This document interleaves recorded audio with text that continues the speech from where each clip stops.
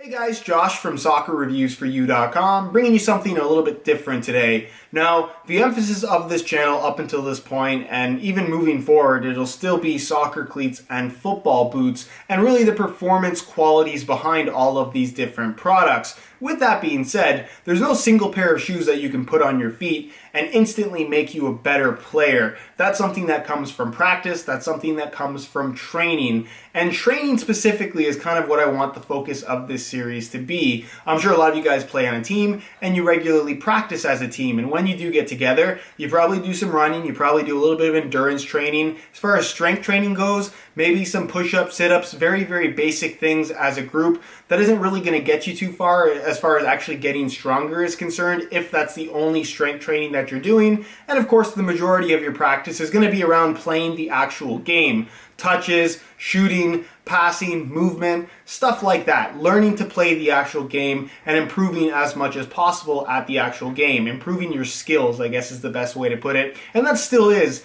the best way to get better at this game. With that being said, getting faster, getting stronger, having better endurance, this is something that is very difficult to train as a large group at a soccer practice, especially if you're only practicing for 2 hours as a group once or twice a week. This is something that you kind of have to go out and do on your own. And that's kind of what I want to do in this series. Individual strength training is something that I've kind of gotten into over the last year or so. And since it is something that you have to do on your own, which can be a little bit intimidating, and once you start, a lot of people just don't have any idea what to do, that's kind of what I want to talk about in this series. And that's what I want to show you guys, what I'm actually doing, and perhaps give you a starting point if this is something that you're perhaps interested in. Like I said, you can buy a brand new pair of shoes. They're going to feel great, they're going to make you feel cool, but they're not actually going to make you a better player. If you want to do some strength training, if you want to do some stuff on your own, that's really what's going to make the big difference when it comes to your actual ability to perform. So what I want to do in today's video is kind of take you through a part of kind of a leg day workout. We're going to be doing squats.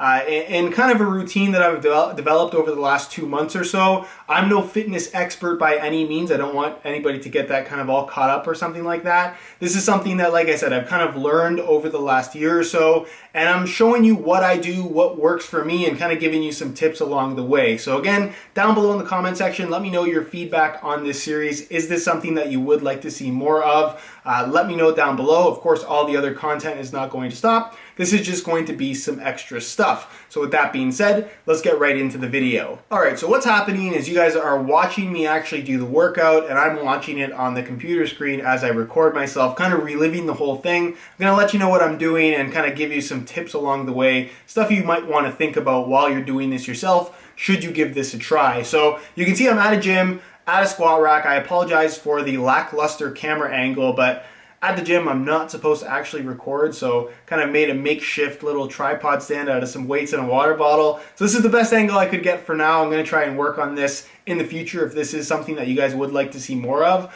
But you can see I'm at a squat rack. Pretty much any gym will have this, and I suppose this particular workout does necessitate an actual squat rack. But again, most gyms are going to have this, and it's fairly easy to get access to. Even your school gym might actually have a squat rack, most likely will. Nonetheless, you can see that I started off with just 10 reps of the bar. This is kind of just a starting point. I like to start with the bar personally just because it kind of gets me used to the movement a little bit. Because what's really important with squats, and I guess just working out in general, is having proper form. And my form is not perfect by any means. There's always something that can be fixed. But to me, starting with the bar, not a lot of weight, just makes things, gets me used to the movement a little bit, I guess is the best way to put it. So 10 reps of the bar. This is, of course, after you've done a little bit of warming up, however it may be, some stretching, jogging on a treadmill, whatever you like to do. But then I right away move on to 135 pounds. So that's two 45-pound plates, which is not super heavy, obviously, but not light either. And this is where I like to do, again, another 10 reps. I'm not necessarily starting with a ton of weight. You kind of want to work your way up in regards to squatting. This is something that if you've done it before, you kind of have an idea of what I'm talking about. And depending on how strong you actually are, you may want to start with a little bit less weight as opposed to going all the way up to 135 pounds right away. So again, really depends on your own personal strength levels and where you are, where you're at, and where you're comfortable with in regards to, I guess, weight in general, and I guess gym experience or squatting experience especially. Now, the thing with form, it's super, super important, and it really does come down to a lot of practice in terms of what you have to do. And I'm not going to talk a lot about form in this video. If you want to learn more about, I guess, proper squat form, do a little bit of a YouTube search, and that will definitely help you out. But really, if you're going to notice what I'm doing here, because I'm leaving this fully in real time, you can see I went from 135 through on 225-pound plates. So I went up another 50 pounds.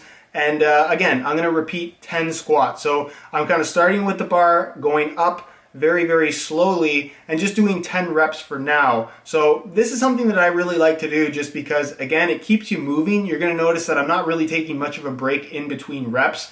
What I'm doing is I'm doing my 10 reps, putting the weight on the bar, and then immediately going back into it. The reason why I'm doing this is because, again, if you're kind of doing more soccer-specific training, you really want to have an endurance element to it. There's not a lot of, I guess, times in soccer where you're going to work really, really hard for 25 seconds and then get a 2-minute rest in the middle of the game. You're kind of constantly running, constantly moving. So that's what I like to do here. I like to do my 10 reps and then immediately change the weight so I can get right back into it. So I'm resting for about 20 to 30 seconds on average, which is not a lot of time, and why the weight isn't getting super, super high. So you can see now, I just did my 10 reps, and I'm now swapping on another 45-pound plate on each side. So I'm now at 225, which is the most amount of weight that I'm going to squat in this particular workout. From here, I'm actually going to work my way down. So you can see, I took my time there. I was getting a little bit tired. So we're at 225. I'm going to try and do another 10 reps here.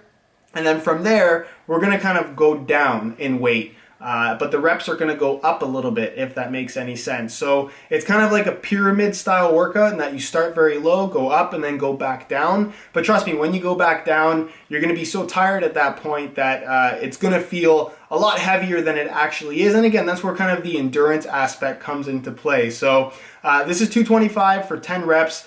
And again, the weight is not super, super important. I really don't like kind of doing a lot of weight when it comes to squatting, mainly because you feel a lot in your joints, your hips, your knees.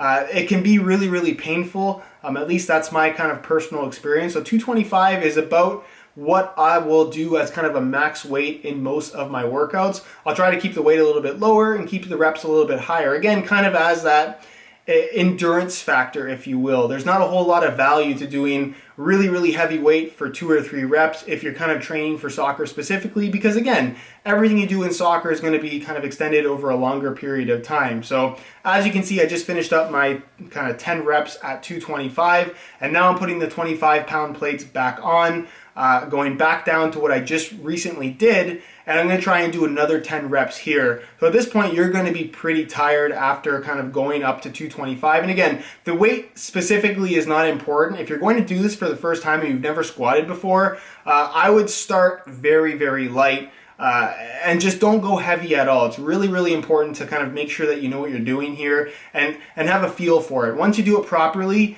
you'll know that you did it properly. You'll feel it more. And that's, I guess, kind of my best advice in terms of starting to work out and starting to do the whole gym thing, is make sure your form is as good as it can possibly be.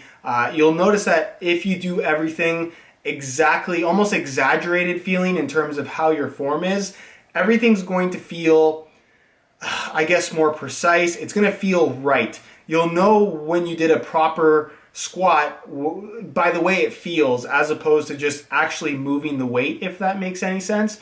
So again, just did my 10 reps there, and what I'm going to do now is drop back to the original 135, and this is where I'm going to kind of max out my reps, if you will. I'm going to try and do as many as I possibly can.